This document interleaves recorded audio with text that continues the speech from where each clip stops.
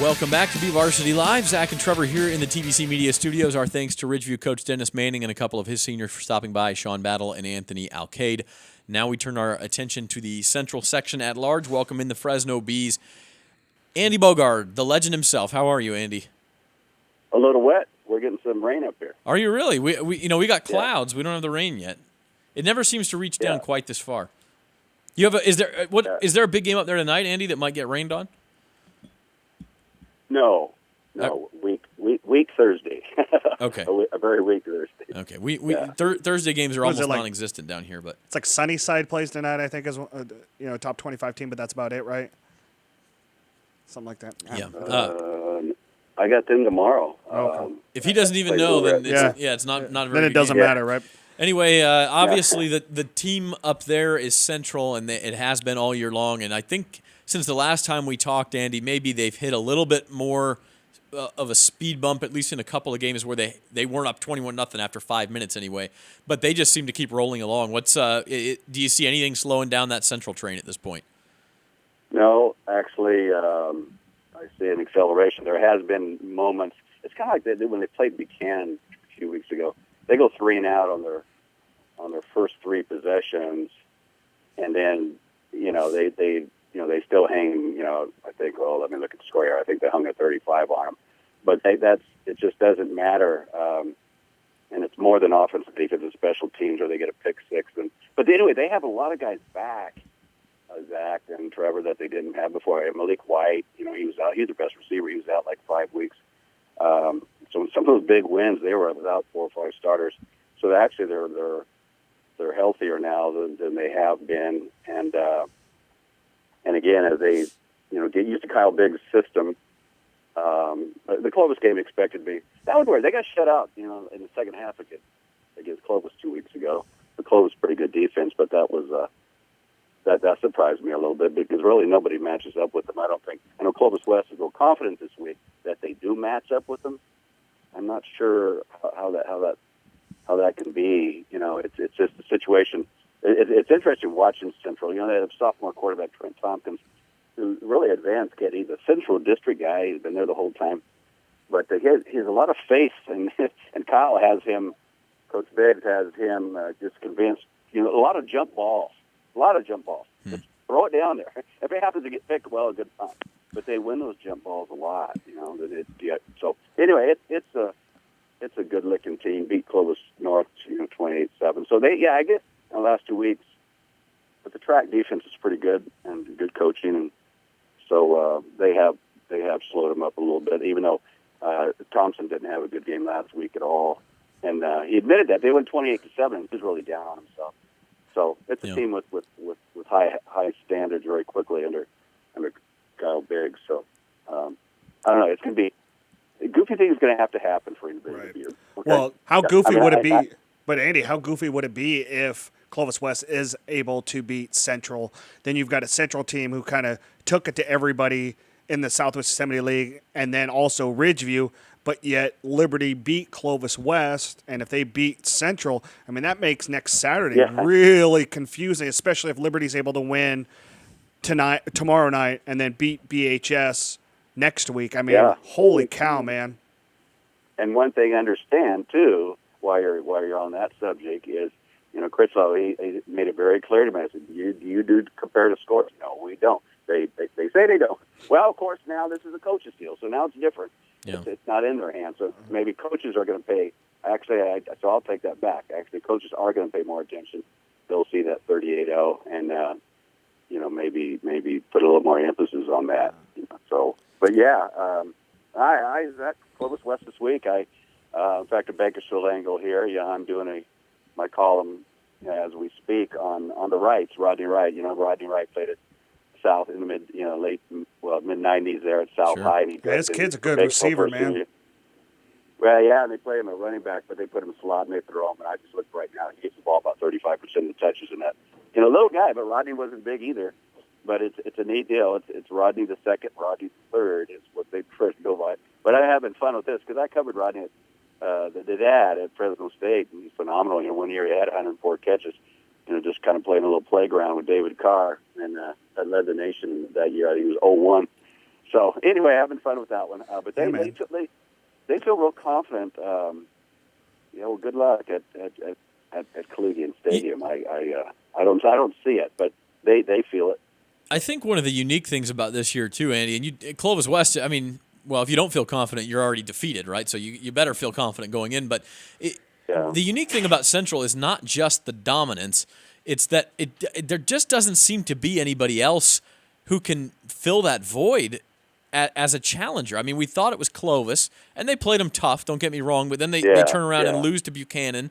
They nearly could have, should have lost to Stockdale. So Clovis is not. You look at a Bakersfield team. Okay, Bakersfield's pretty good, but they lost by 40 points to Valencia. How good can you be if you're losing by 40 points to anybody? Liberty obviously is. Whoa! Don't ignore the drill. Well, I'm not ignoring them. But it's. I guess what I'm saying is it's unique in that there doesn't seem to be a host of challengers lining up that you think, oh, well, they can play with them and they can play with them, and Central's really going to have a tough road. I mean, Central is going to be a significant favorite in every single round. Yeah, no, they are. And Clovis North is just okay.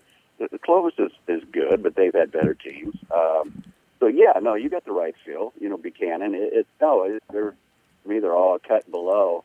Again, I just cannot go any further than the Liberty's 38-0. There's no one up here that's going to go down there in Kern County and beat it by 38, and then by Ridgeview by 35. It's not going to happen.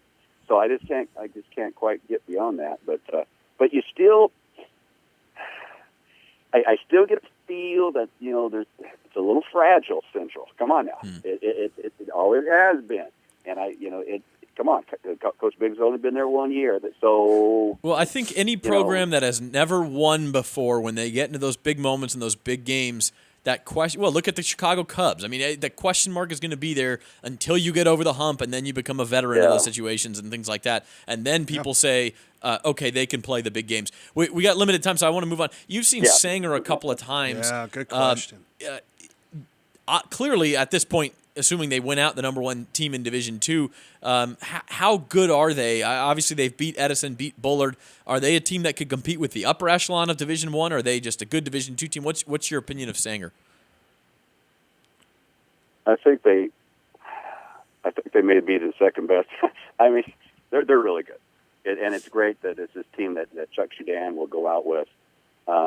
It's a senior-based team that's really good, but. I could see that team playing. I could see that team competing with Central. I'll put it that way. I could see that team placing second in the track. They had a goofy one right off the bat when beat Fresno High by a touchdown. Fresno High pretty good, but whoa, wait a minute. But it's really a good looking team. They're deep on both sides and some real good defensive players. Miguel Garcia is a middle linebacker. Anyway, they have a lot of guys that've been there for 3 years, Zach, and even a guy like, this guy is 6'1", 210. Sanger has succeeded for so many years under Chuck with the 5'9", 160-pound guy. They have more than that. They have a sophomore named Jalen Cropper who's just lightning. Anyway, it's a very good looking team. It's senior based, good on both sides of the ball. And they're playing at a very high level for Chuck. I still go. I don't know. That Garces team is really good. That's Ridgeview 2 years ago, really. That's we were really saying the same thing about man. Ridgeview last year and the year before. Really, 2 years ago when they lost to Redlands East Valley for the SoCal title. I mean, that's kind of how we talked about them. They were senior laden. They were, we always said that they were a D1 team masquerading in D2 And I think, too, you talk about Garces and Ridgeview, and just from a Kern County perspective, the team you have to look out for in Division II is Independence, because they're 4 and 4 right now, and they could finish 5-5 or something, but that is a really good team. I'm not saying they're going to win a title, but the way they're playing right now, they could knock off one of these contenders and change the landscape of that Division II race.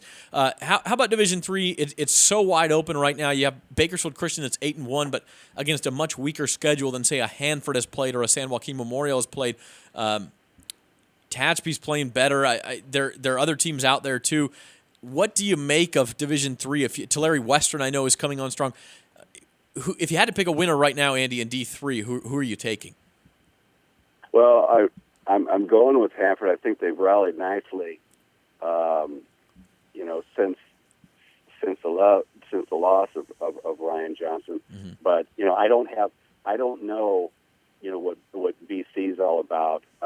There's things that South has done that I really like, but Memorial's okay, but Hanford, again, when we talk about being there, and they won the last two. They still have several players, from those teams that won it all. They've settled in now, pretty nicely. But that was a huge blow.